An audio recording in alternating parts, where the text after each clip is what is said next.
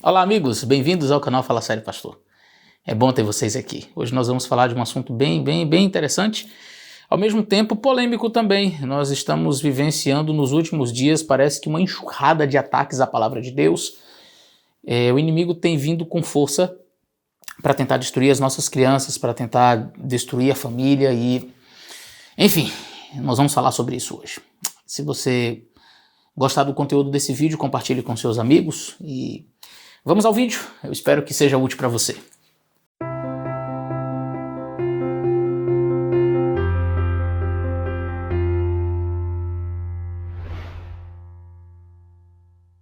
Muito bem, alguns dias atrás, a apresentadora Xuxa Meneghel fez uma postagem, no mínimo curiosa, e eu vou ler para vocês a postagem, está aparecendo aí na tela, vou deixar na tela também, e na postagem que ela retirou do ar, dizia o seguinte: hipocrisia, isso se chama. Ninguém pode julgar ninguém, e se seguirmos a Bíblia, vamos apedrejar, matar tanta gente, sei lá. Tá na hora de reescrever a Bíblia. Tem uma turma que gosta de atualizar, reescrever a Bíblia, não é? Não sei com quem ela anda conversando, com qual líder religioso ela anda conversando, mas, enfim, o discurso é muito igual, sabe? Reescrever a Bíblia, atualizar a Bíblia. Vamos lá. Continuando, não é? Tá na hora de reescrever a Bíblia, Velho Testamento, Bíblia é a palavra final, cheia de amor, e tirar todo o ódio que tá claro nessas palavras na Bíblia. Deus é amor, gente, não é? Ame o próximo e não importa o sexo. É óbvio que atos doentios sempre será crime. Crianças, bichos, realmente, Xuxa, realmente. Essa é uma forma estranha de amar, não é? Bichos, crianças, isso é doentio, é um amor estranho, né? Amor, estranho amor. Eu realmente concordo com você que é uma forma doentia, não é, de se relacionar. Crianças e animais. Agora, eu acho interessante que a observação de que nós teríamos que reescrever a Bíblia parte do pressuposto de que se a gente não reescrever a Bíblia, a gente tem que matar as pessoas, apedrejar as pessoas. Olha, a gente não precisa reescrever a Bíblia, a gente não precisa atualizar a Bíblia, a gente só precisa analisar a Bíblia dentro do seu próprio contexto. Dentro do seu próprio contexto, né? A Bíblia considera, por exemplo, o adultério como um pecado. É pecado. E não importa se você acha que não é, você tem a sua opinião, ok. Biblicamente é pecado. Qual era a punição para o adultério no Antigo Testamento? Era o apedrejamento. Então vamos parar de dizer que adultério é pecado? Não.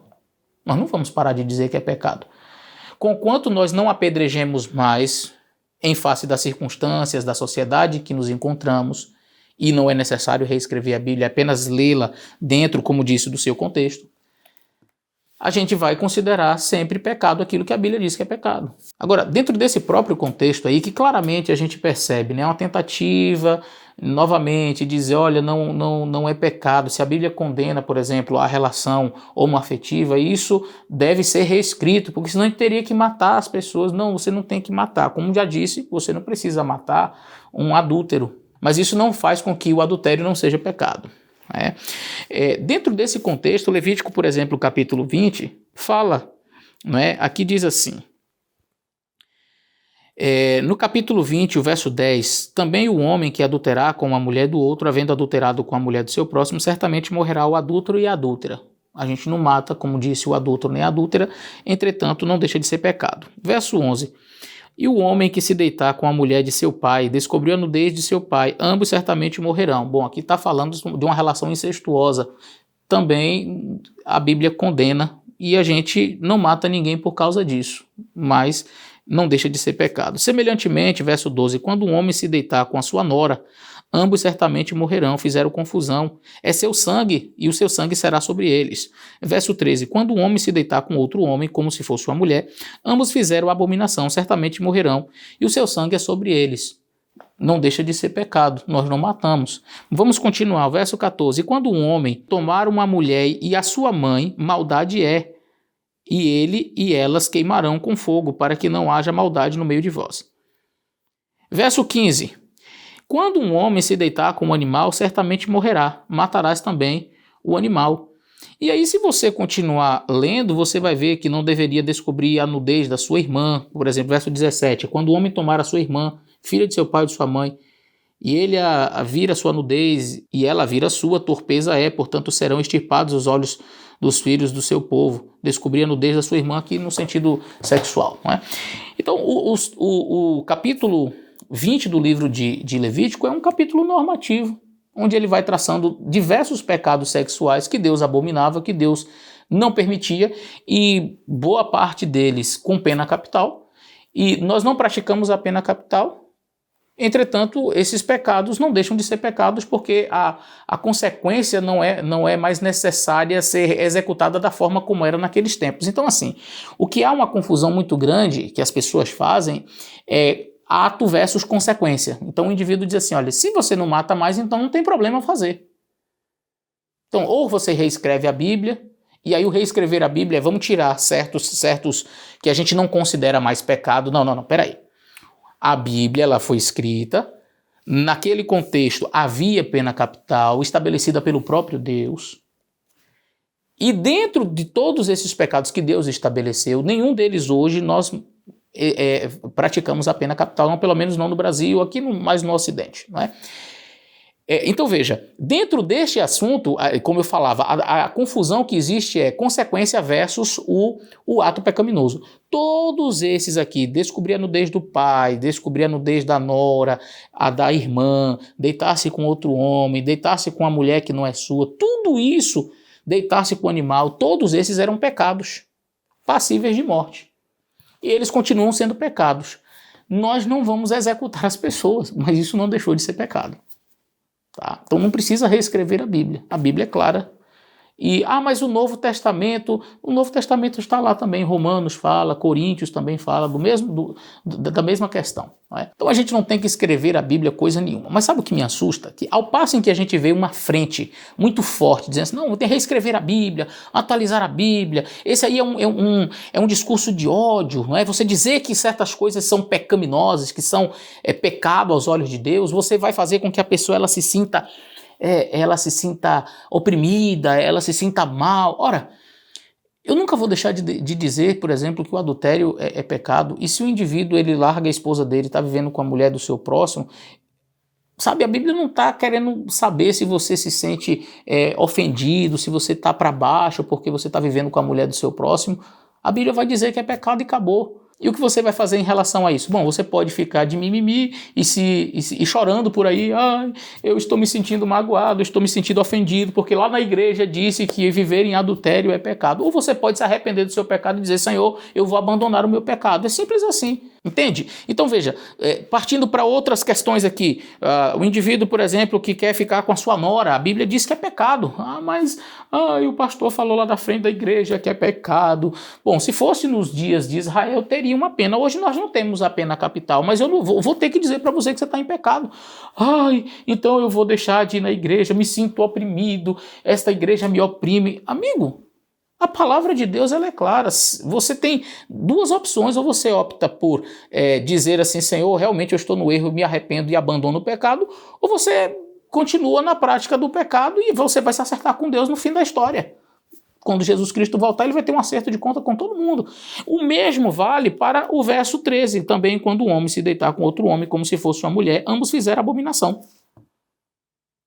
Mas eu estou me sentindo, esse é um discurso de ódio. Não é discurso de ódio. Discurso de ódio é você incentivar a violência contra essas pessoas, não é? É você desrespeitar, é você agredir essas pessoas. Ora, dizer que é pecado, não, você está apenas falando o que a Bíblia já fala. Mas eu estou me sentindo mal. Você, como eu disse para os demais, o adultério, a pedofilia, a zoofilia, todos esses pecados que estão aqui no livro de Levítico capítulo 20, você pode tomar uma decisão. Você pode dizer assim, eu estou me sentindo oprimido, ficar ali, né, chorando, eu estou me sentindo oprimido, eu estou com depressão porque a Bíblia disse que era pecado e o pastor falou lá da frente que é pecado. É pecado. Ponto.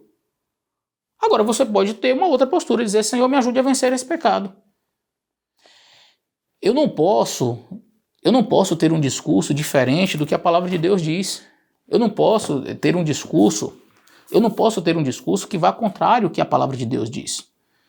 Eu sou inteligente o suficiente para saber que as consequências destes pecados naquele tempo são diferentes das consequências desses pecados hoje. Mas eu preciso dizer uma coisa para você. Seja o adultério, seja a pedofilia, seja aqui a zoofilia. Eu estou citando os pecados que estão descritos aqui em Levítico, no capítulo 20, dentro das mesmas categorias. Você vai perceber que o Levítico capítulo 20 vai tratar dos pecados relacionados a atividades sexuais, aquilo que Deus dizia que não deveria acontecer. Dentre esses está também a homossexualidade. Deus considera um pecado. Ok, essa é a visão que está descrita aqui. Pastor, eu não concordo, respeito você. Tudo bem, é a sua opinião. Agora, o que nós não podemos fazer é impedir ou querer impedir as pessoas de dizerem o que está na palavra de Deus. Tem que reescrever a Bíblia, tem que tirar isso, não pode botar um texto dizendo que é pecado, porque isso é ofensivo a outras pessoas. Ora, se as pessoas têm direito por aí de sair rasgando a Bíblia, se as pessoas têm direito por aí de dizer que a Bíblia é uma porcaria, como o senhor Felipe Neto fez em seus vídeos recentemente aí, chamou o livro de Levítico de porcaria. Se ele tem liberdade para ofender a religião, por que eu não tenho liberdade para ler o que está aqui? Ler o que está na palavra de Deus. Sabe o que eu acho bem interessante? É que eu não vejo ninguém se preocupando, por exemplo, em pegar a religião islâmica, por exemplo, né? A religião muçulmana. Pegar o Alcorão, olhar para aqueles países que muitos deles têm pena capital e agora fazer o seguinte, vamos tentar reescrever o Alcorão. Vai lá tentar reescrever o Alcorão. Vamos aqui, esse discurso aqui é um discurso de ódio, né? Vamos falar contra a religião muçulmana, contra a Sharia, e são machistas, são isso, são aquilo. Eu não vejo ninguém fazendo um discurso assim. Vamos pegar aqui, vamos rasgar aqui esse livro que é sagrado para eles. Agora, com a Bíblia, todo mundo quer mexer, todo mundo quer reescrever, todo mundo quer atualizar, todo mundo quer mexer, todo mundo quer botar o dedo. É porque a religião cristã é uma religião que prega o amor. E um cristão verdadeiro, um cristão de verdade, você não vai ver ele atacando, ele pregando ódio, ele sempre vai pregar o amor. Por isso as pessoas sentem a liberdade de atacar esse livro, de atacar a religião, não é? De maneira tão ridícula. Não é?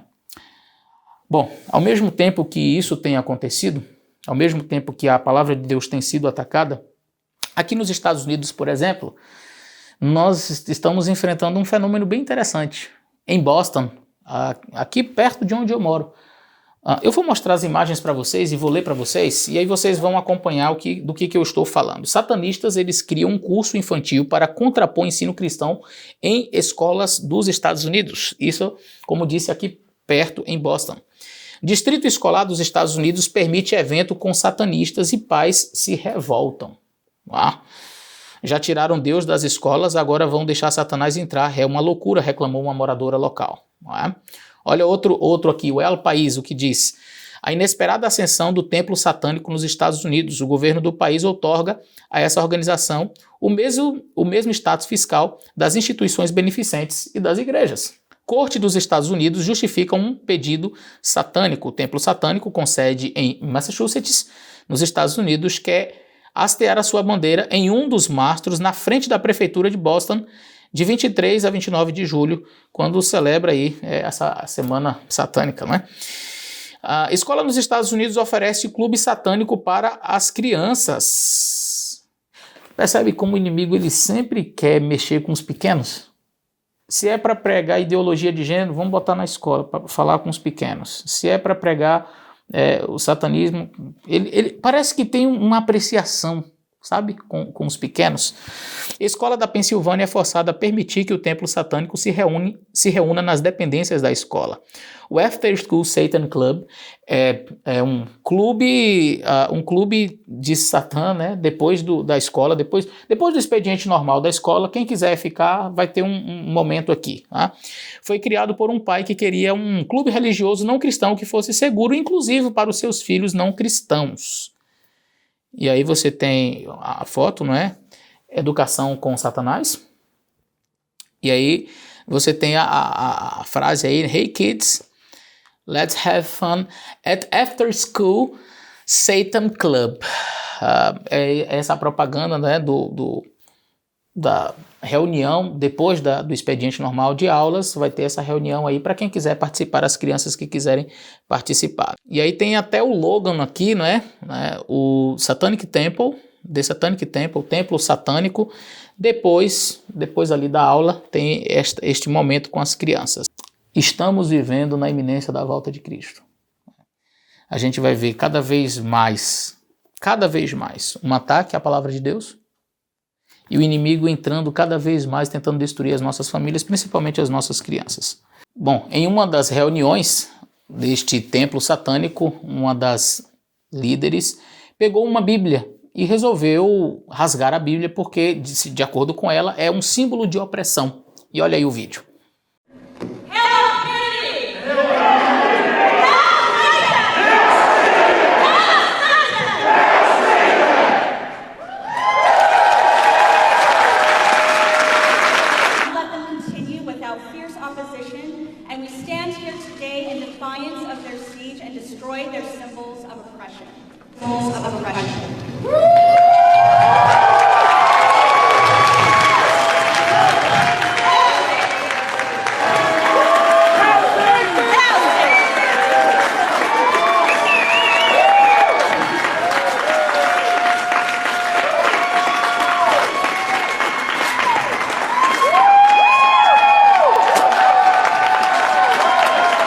Bom, as pessoas elas podem rasgar a Bíblia, as pessoas elas podem querer reescrever a Bíblia, atualizar a Bíblia, colocar uma aula um Satan Club depois da aula para as nossas crianças, mas eu não posso dizer que isso é pecado.